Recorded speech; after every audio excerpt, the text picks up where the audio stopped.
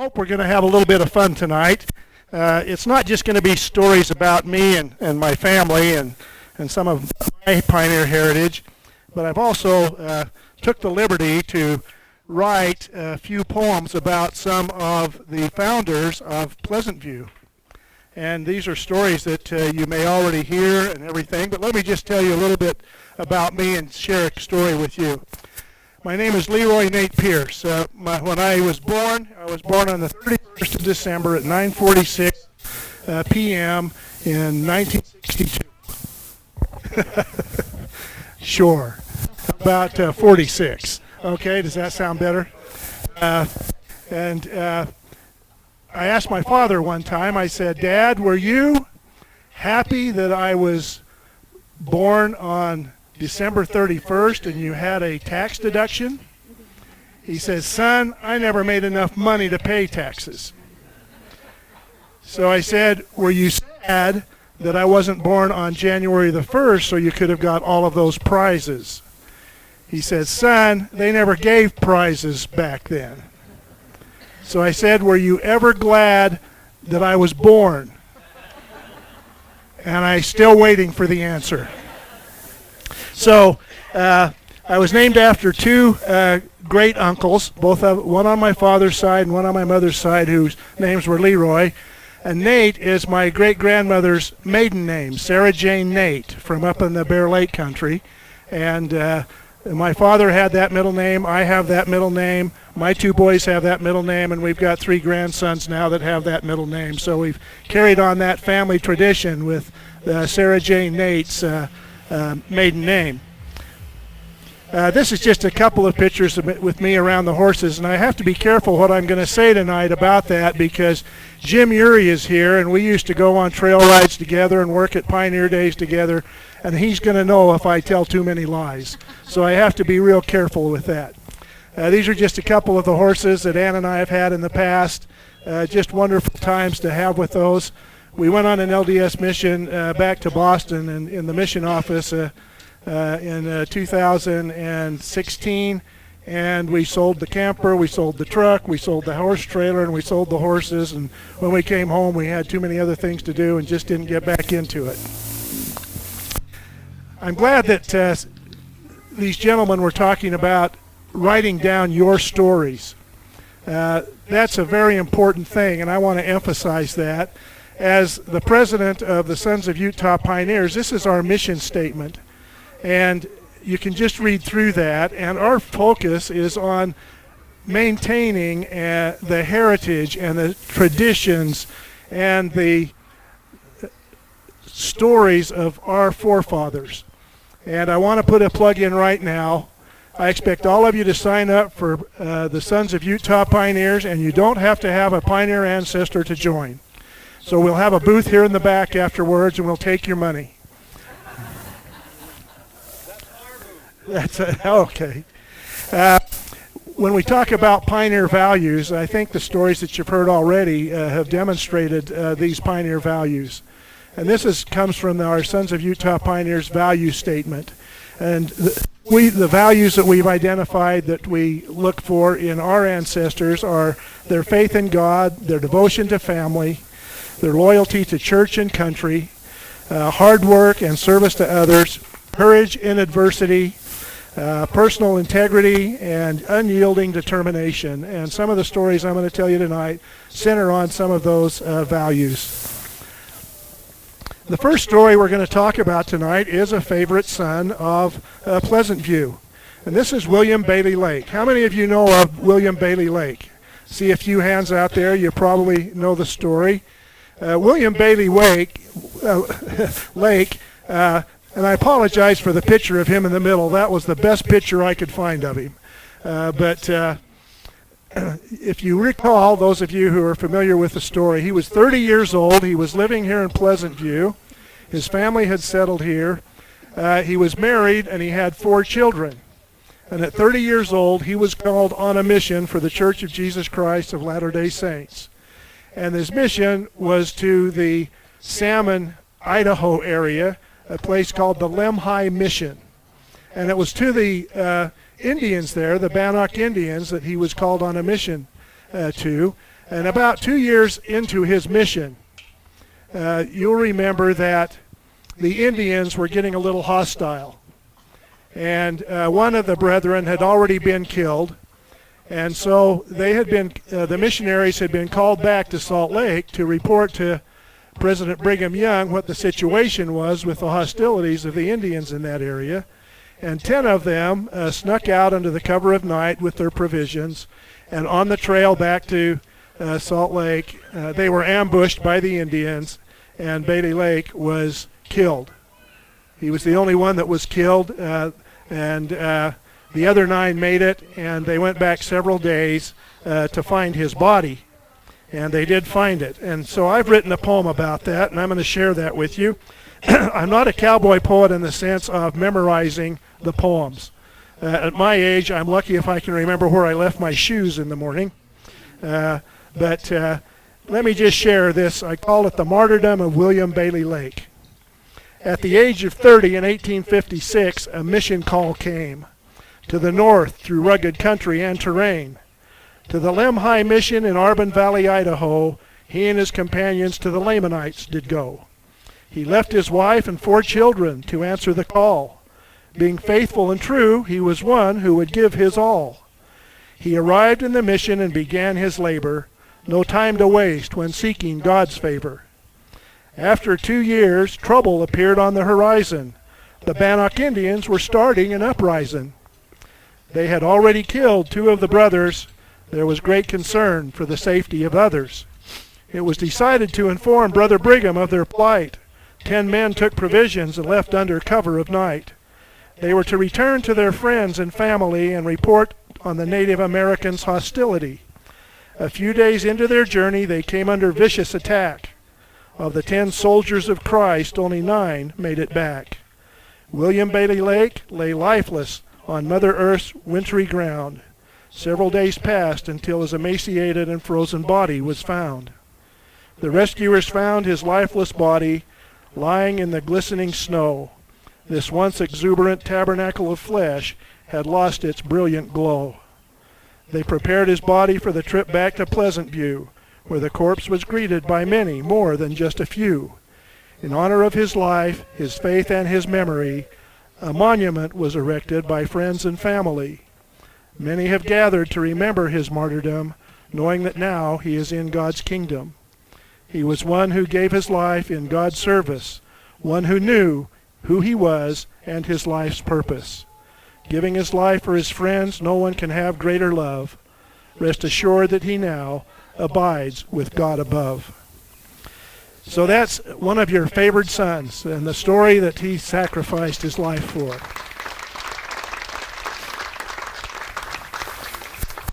Now, I know it's probably not politically correct to show an Indian shooting an arrow because they had to pull the arrows out of his body, but I thought that might be appropriate to designate that. And on my far left, that's the monument that was erected in honor of him. And many people have visited that over the years.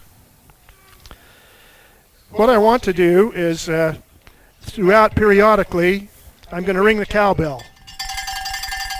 And that means it's time for some cowboy wisdom.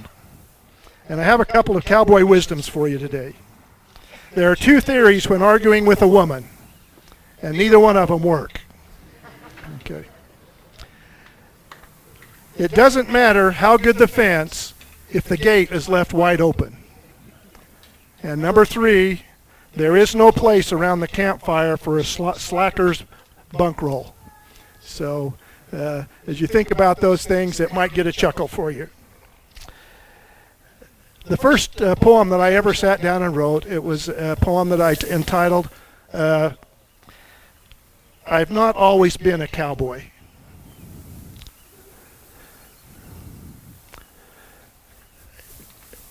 But I started quite young. When I was, right after I was born, we lived on a ranch in Pocatello Valley, and I know some of you may know where that is, but it's up on the Utah-Idaho border, northwest of Tremont a little bit. And we were the only family that lived out there year-round. And in the wintertime, snow would get 4 to 5 feet deep. There was no asphalt roads. It was all a dirt road, and you'd get snowed in quite often, so we always had to bring in 2 or 3 months worth of groceries at a time, and we had a big coal shed. We had running water, but we had no water heater. It was all cold water, and so if you wanted to take a bath, my mother would heat the water in a teapot on the stove, which was a coal burning and wood burning stove, and that's what heated the house, and we cooked our meals on. And so I tell my children that, and they just roll their eyes. Oh yeah, right, Dad. Yeah, You think you lived it hard. Let me tell you about what things are today. But anyway, this was my first horse, and it was a horse that my father made, and I called him Bucky. And I spent a lot of hours writing on him, and so my first poem that I wrote is the one entitled, I've Not Always Been a Cowboy.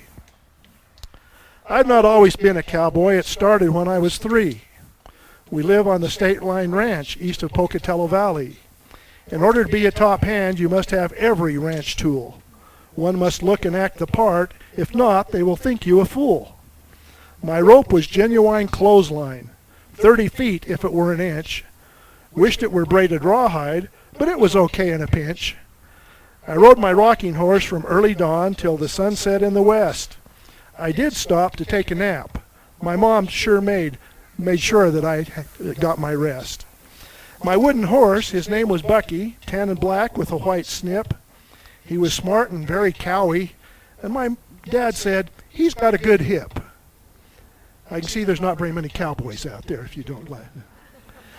My dad's boots were a little floppy, but they were ever so fine, and spurs were made out of rusty wire fastened with orange baling twine. Dad's Stetson I would grow into. My kerchief was a bit big, and my chaps were an old dish towel. My 6-shooter just a wooden twig. I've not always been a cowboy. I started when I was 3.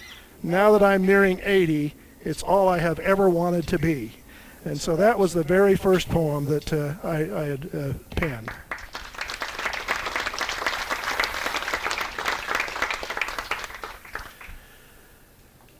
Many of you know the story of Amos Maycock, and my wife Ann grew up in North Ogden knowing some of the Maycock family, and so I call this the Ballad of Amos Maycock. And as a poet, you can take license with things and not always be exactly truthful, and you can always plagiarize from other poets. And so this poem is kind of in 2 parts, and the second part of the poem is I've taken a poem called Abu Ben Adam, and some of you may know that poem, but I've inserted Amos's name to it, and so I'll combine that into one poem here tonight. I've entitled this $5 Ugly.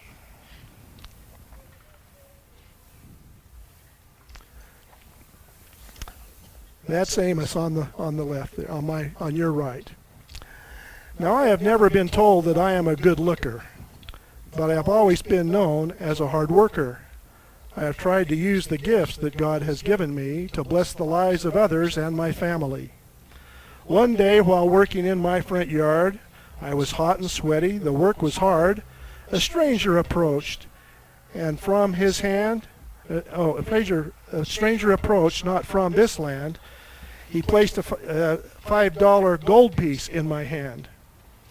Who are you? What is this? I asked of him. He replied, I am not from here, but my name is Jim. I promised myself when I saw a man uglier than me that I would give him $5, and here you be.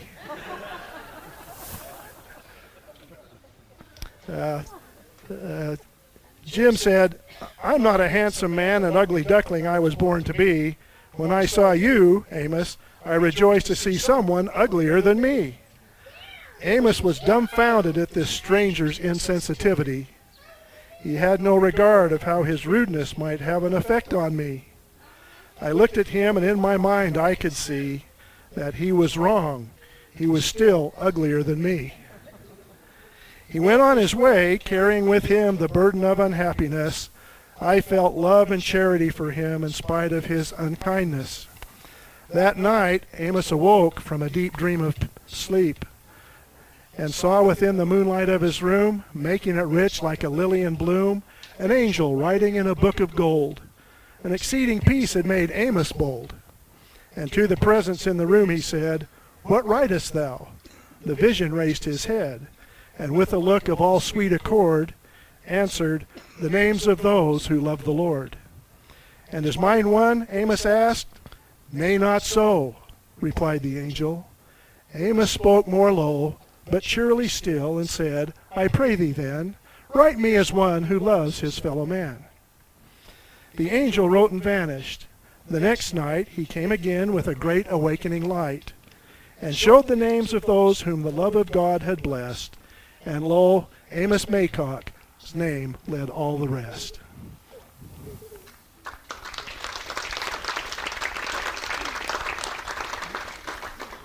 Now, Amos has a special place in my heart.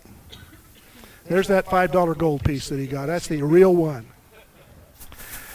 When Amos was 20 years old, and the Willie Handcart Company and the Martin Handcart Company were floundering on the plains in those great snowstorms during that time, and President Brigham Young called for people to get teams and wagons and supplies and go rescue them.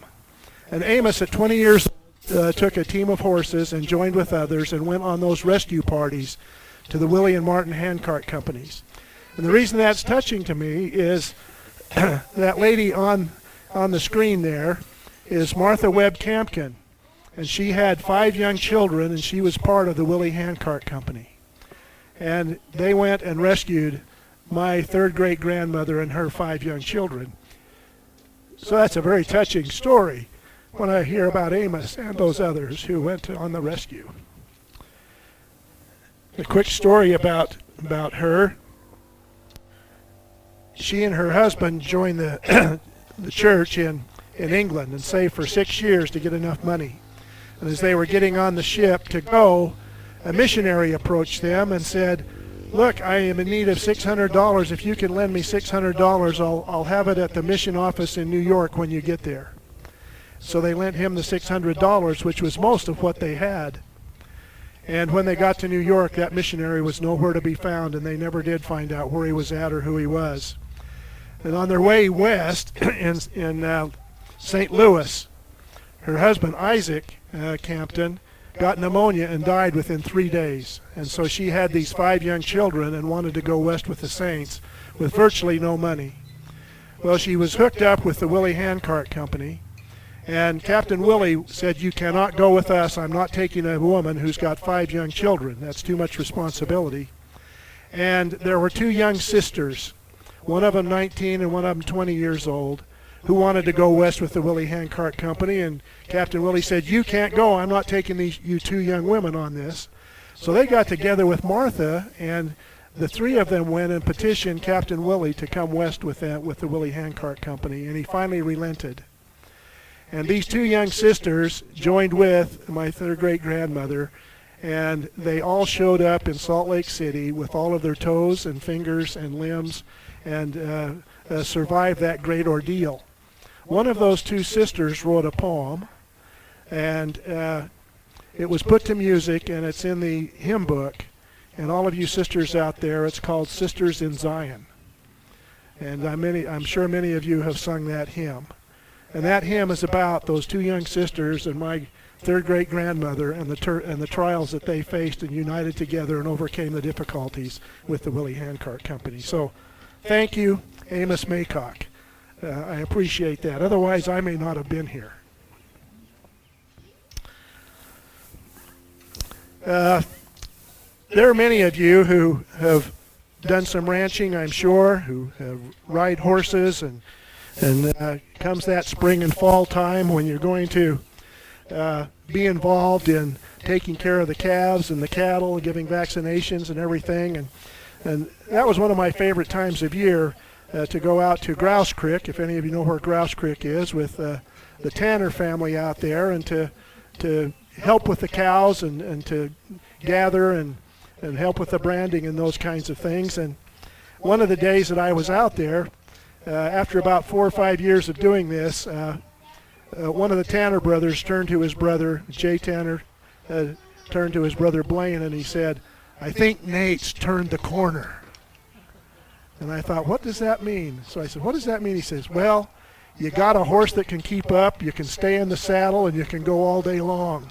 So I thought, I have made it. I have turned the corner. That, for some city slicker like me, there's no greater compliment than to say that you have turned the corner. So I have a little story here about turning the corner. This is a poem that I wrote, and it's one of my experiences while helping with the cattle out there in Grouse Creek. How do you lick your lips and your fingertips with this thing on, Jerry? Very carefully. Each spring and fall I take a jaunt to a place like no other, a place where cares are left behind and everyone treats you like a brother. I load my horse, the yellow dun, he's my partner in this effort. I trailer him for 200 miles across the high plains desert. I've been helping with the cattle for about 8 or 9 years, and today I'm part of the ground crew, grabbing calves by their ears. We work the calves and doctor them, dehorn, earmark, and vaccinate, give them a dose of growth hormone, and hot brand their hide and castrate. Bovines and I, we get along, we have an understanding about near everything except vaccinations and branding. It was my turn to give the shots and administer the serum. I would lift up the left front leg and stick the needle in them. And the last calf was an ornery cuff. We had done about 100 calves, but we meant him no harm. He kicked and fussed an awful lot, and the needle went right in my arm. I got a full dose of 8-way vaccine. I'll never get bovine flu. Black leg will not be my demise. But at night, I sometimes moo, moo.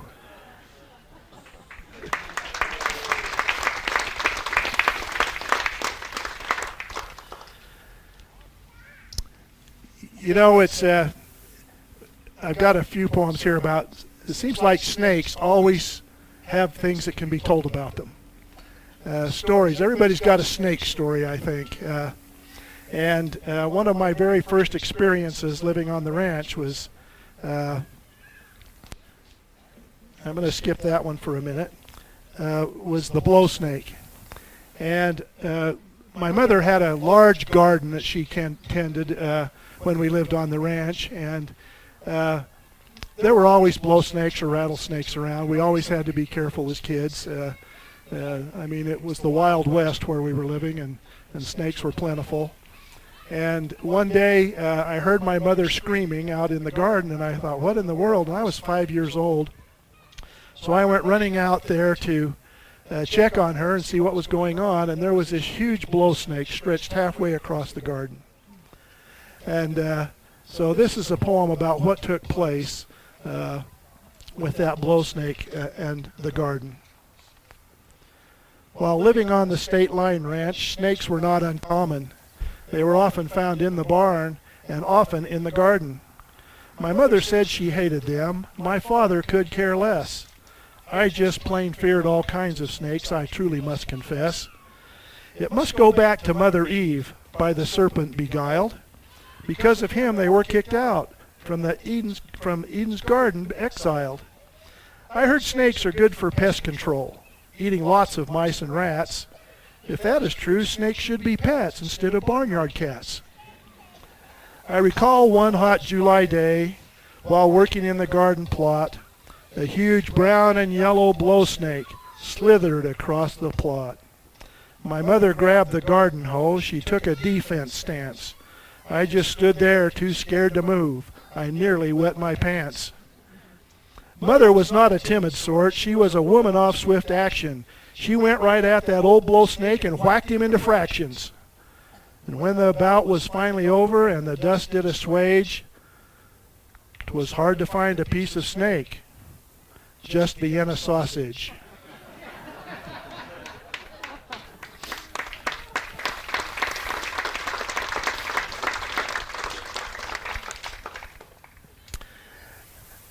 Speaking of snakes, I want to another individual from Pleasant View called Tom Johns. Anybody heard of Tom Johns? Read the story about him? Good. Then you won't know if I'm telling it right or not. Tom Johns was a young man and a teenager, and he had an older brother whose name I believe was Walter. And Walter got quite famous for catching snakes. And Tom didn't want to be outdone by his older brother, so he got a forked stick and he went out and he caught himself a rattlesnake and put it in a bag. And I don't know what kind of bag it was, but probably something like this. And he put that snake in a bag, and then he was going to show it to all of his friends and show them what he had got. But his real purpose was he wanted to go out to the hot springs, which is about 1.5 miles out here to the west. And there was a bar out there, and as part of the bar, there was a Chinese doctor, and he had a snake oil show. And so Tom was thinking, well, I'm going to take that snake out there and sell it to this doctor for he can get the venom or whatever and make his medicines and all those kinds of things. And there was also a Chinese chef, and he would serve food out there at the bar. So he thought, well, this Chinese chef is always looking for snakes to cook up for people out there. And so there's a picture of that Chinese chef. I don't know if that's his picture or not, but it sure looked like him. So Tom Johns takes that rattlesnake out there, and he goes into the bar, and it was a bar where the people that worked on the railroad hung out, and a lot of the local farmers and things would be out there in the evenings getting their daily libations. But he went into that bar and he plopped that rattlesnake up on the bar. And it reached up and arced, and it took about 2 seconds for that bar just to clear out. And the only ones left in the bar were Tom and his friend and the guy that owned the bar. And he said, "You get that snake out of here." He says, "No, I'm going to sell it to the doctor." And that Chinese doctor says, "I don't want anything to do with that snake." And so he says, "No, the cook will buy it." And the cook said, "I don't want anything to do with that snake either." And so Tom was a little dejected, and so he grabs the rattlesnake and puts it back in his bag. And I happen to have that same rattlesnake here. It's still alive. Wait a minute. He's getting angry.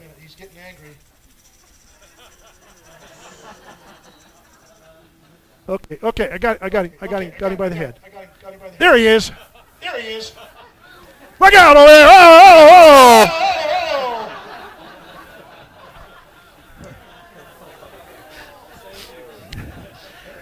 So here's a story about Tom John and his rattlesnake.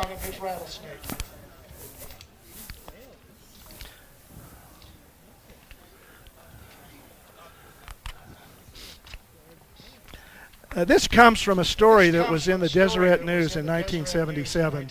And it's some of Tom John's relatives telling the story, and so that's where I got this story from. There were several young men in this pleasant community. They were always up for mischief and frivolity. Their antics and jokes gave them all strong friendship bonds, especially one who was called Tom Johns. Tom watched his brother Walt catch a rattlesnake, and he wanted to do the same for heaven's sake. He used a forked stick and a rattler caught. Now what to do? Was this for naught? To the Chinese doctor he did go, to sell the snake for the doc's medicine show. He took the snake to hot springs and placed it on the bar, and you should have seen all of the men scatter near and far. With that snake, the doc wanted nothing to do, and the Chinese cook wouldn't even take it for his stew.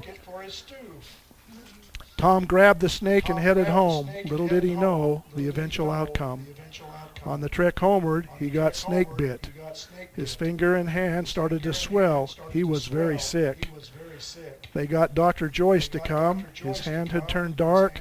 Tom Johns would forever carry this evil mark. His finger would be disfigured for the rest of his life. It resembled a snake's head, according to his wife. Is there a more moral here? Is there a lesson to be learned? Don't taunt a snake, or you will feel the pain. You'll get burned. The mark you receive, like Tom Johns, may forever linger. You might also carry the name of Old Snakefinger.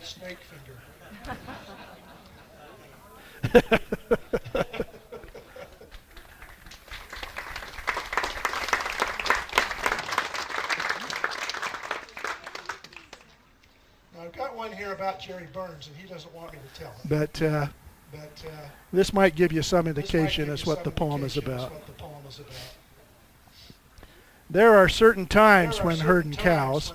You know, Jerry always wanted to be a cowboy, and he kept pestering me and said, "Nate, can you take me on a cattle drive?" And I finally had to give in, so he'd just get off my back.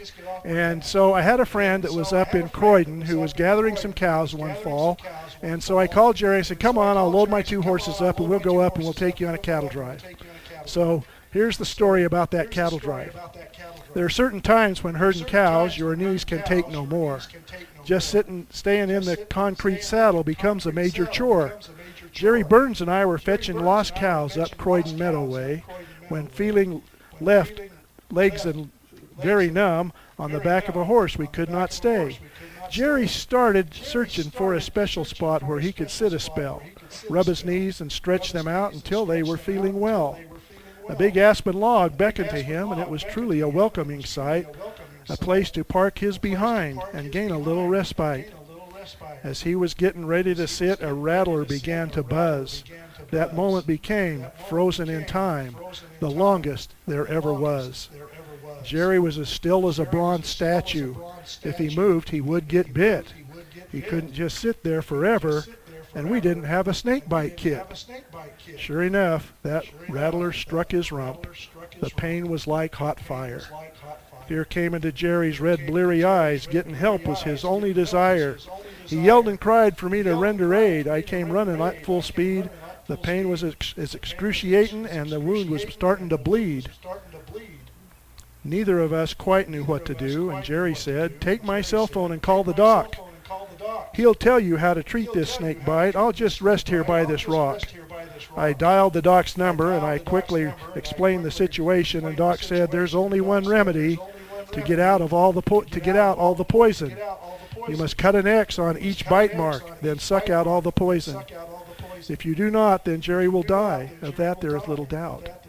Hurry now and do the foul deed. Your pard may not have much time. If you don't suck out all the poison, his life's not worth a dime." I hung up the phone, and Jerry asked of me, "What did Doc say?" "Now do not lie." I looked real sad and then spoke up. "Doc said you're gonna die." Well, Jerry didn't die from that snake bite on his tush so round and fair. It really was no snake bite at all. He had sat on a prickly pear.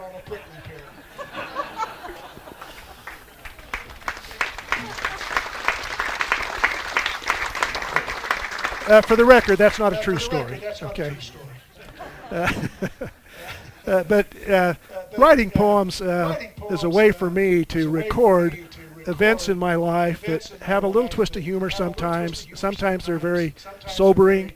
But I find that if I take the opportunity to simply write some of those things down, that it gives a little different bent than just writing a story in a chronological order. And so it's been a fun thing for me to do. And back when I said that, I said I think I might be able to do something like that. That first poem that I wrote eventually blossomed into about 40 or 50 poems, and I actually put them in a book and had the Weber State printing office publish several copies of it for me. And it's been a wonderful keepsake for me and for some of my children, because I've written stories about my childhood in poem form, and they still don't believe them, but they're true. But I've recorded things like how my mother proposed to my father, and things like that are kind of interesting stories to the family. And as was mentioned earlier, they may not mean much to the kids right now, but maybe in another 50 to 100 years, people will read some of those and enjoy them. Now, I feel bad, Jerry. So this is your copy.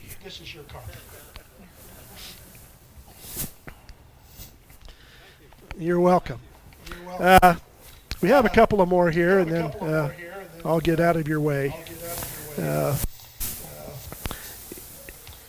My great-great-grandparents were homesteaders out in Promontory, Utah. The Nicholas family and the Stokes family were out there, and they had large families. And a couple of my aunts and uncles stayed out there for a number of years. So when I was a teenager, I was able to go out and stay with them for a month or two during the summer and help my uncle run his farm and his ranch. He had 3 daughters and no sons, and so I would be able to go out and help him a little bit, even as a young teenager. And in that homestead, there was a huge water trough. It was probably about 8 feet square, and it was about 4 feet deep. And the stock would come and drink out of it, but it really was a place where we as kids could go and think we were swimming, and play in the water and that. And it was refreshing on a hot day. Most everybody would get in that. We didn't have hot tubs or anything, but that large watering trough was a wonderful respite for all of us to just get in and beat the heat a little bit. And so I tried to imagine. My grandfather Nicholas passed away the year before I was born, and I really hadn't heard much stories about him, so I've had to conjure up in my own mind a little bit what kind of a guy he was. And I think he was kind of a rough guy. The only way that my first story of him was he was with my father in a bar in Tremonton having a few beers together. And my mother came over to that bar and she told her father, my grandfather, "You need to get home right now, Mother needs you." And then she left. And the story goes that my father turned to him and said, "Who was that?" And he said, "Oh, that was my daughter." And my dad says, "Boy, she's got a spirit about her, doesn't she?" And he says, "You ought to see the others." So anyway, that was the first acquaintance of my mother and father, and a year later or so they ended up getting married. But this is about the watering trough on the homestead. I call it the watering trough. Thank God for Buckskin Spring. This is a little bit longer one, but I think it'll be worth it at the end. Grandpa piped the water in 1925 to quench the small herd's thirst. Grandma threatened him with his life if he didn't run it to the house first. It came from high on Maple Ridge. Its source was Buckskin Spring.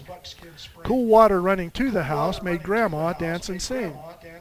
He ran it to the water trough. The stock drank with great haste. They slurped and lapped and sipped it up. They did not want to waste. Good water in this arid clime is not a thing to squander. Without it very close at hand, the stock are prone to wander. A trough is used for many things: a drink, a swim, to bathe, perhaps a chance to freshen up or maybe even shave. It's rumored Grandma skinny dipped after the sun went down. She even dipped during the day when all the men had gone to town. One night while resting, I think I have a little picture of that here. That's not Grandma, but that's a good water trough.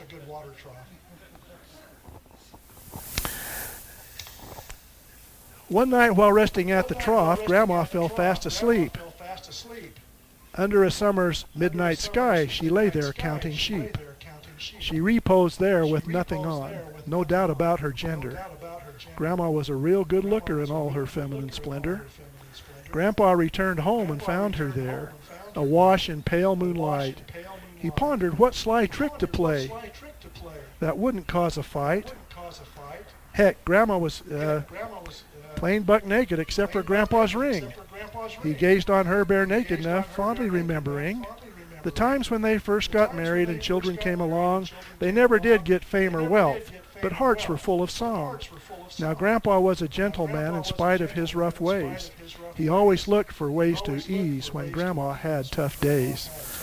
A hair ribbon fetched from the house, he quickly did his best to tie it in a big blue bow and placed it on her chest. Next morning when the rooster crowed, she woke with great surprise. "I don't know where I've been or what I did, but I'm glad I won first prize."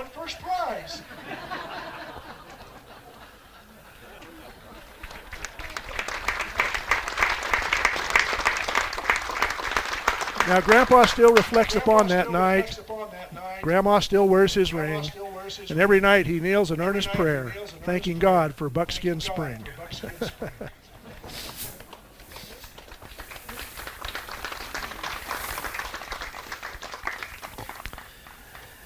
Now, cowboy poetry sometimes can take a little bit, not a vulgar trend, but sometimes it makes a little uneasiness. But I often wondered what these calves were thinking as we were out branding them and doctoring them and all of those things. And I wrote this poem from the calf's perspective. I awoke at dawn's first rays of light. The sun slowly washed o'er the range. I was looking forward to the day, but something in the air seemed strange. It started when the Dodge trucks rolled in and offloaded all the horses. The smell of smoke filled the morning air. A disturbance was in the forces. Ropers lassoed one or two hind legs and dragged the calves to the fire. An old ranch hand knelt upon each one's neck. It was against each calf's desire. They stamped the brand upon the rump to identify the owner. Singed hair and hide will forever mark each steer, each cow, and heifer. Branding the hip is not all they do. They tag an ear and vaccinate. They cut the cheek to form a dewlap. They slice and dice and emasculate. Steroids are used to build up mass. They put more meat upon the bone. An injection of a small white pill gives calves a dose of growth hormone. It may seem like fun to the old cow hands, but the calves are filled with fear. How do I know? I'll tell you, friend, because today I became a steer.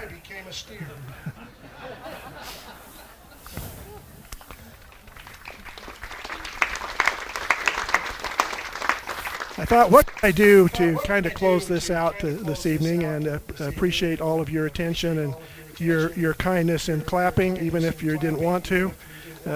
But I thought maybe I could just write a poem about Pleasant View. And so I'll use this as my last poem tonight. I entitled it, A Place Like No Other. I know a place that is like no other, where they treat you like a friend and brother. A place where you are always welcome, a place where you can feel at home. The grass is green, the orchards bloom, there is a feeling of peace and not gloom. Gardens grow with water pure, the air is fresh, not like manure.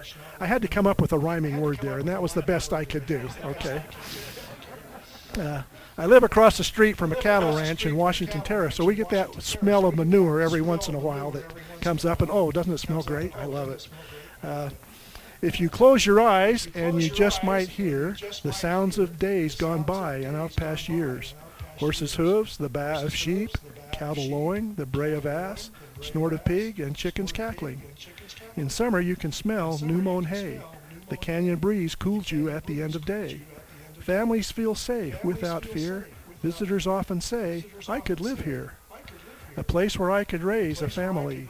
A place where I would rather be. This place is known to just a few. This place is called Pleasant View. Thank you all. Thank you. Jerry?